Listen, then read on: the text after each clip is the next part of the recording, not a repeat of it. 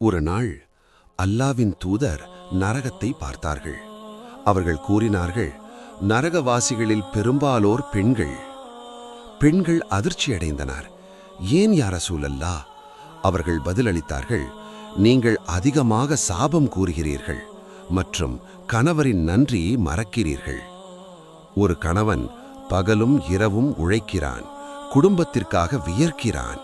ஆனால் ஒரு நாள் ஒரு தவறு செய்தால் சிலர் சொல்வார்கள், நீ எப்போதும் நல்லது செய்ததே இல்லை. அந்த ஒரு வார்த்தை அவன் இதயத்தை உடைக்கிறது.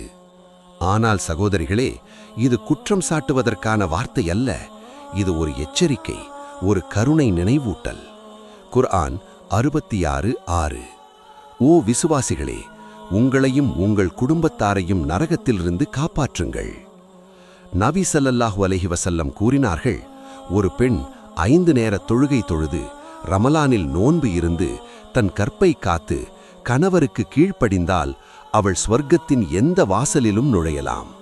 முஸ்னத் அஹ்மத். அம்மா, சகோதரி, மனைவி, நீங்கள் பலவீனம் அல்ல.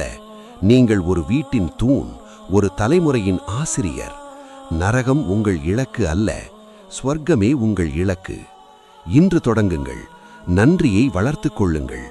மென்மையான வார்த்தைகளை பேசுங்கள். அல்லாவின் மகிழ்ச்சியை தேடுங்கள். இறுதியில் நம் எல்லாருக்கும் ஒரே கனவு, ஜன்னத்.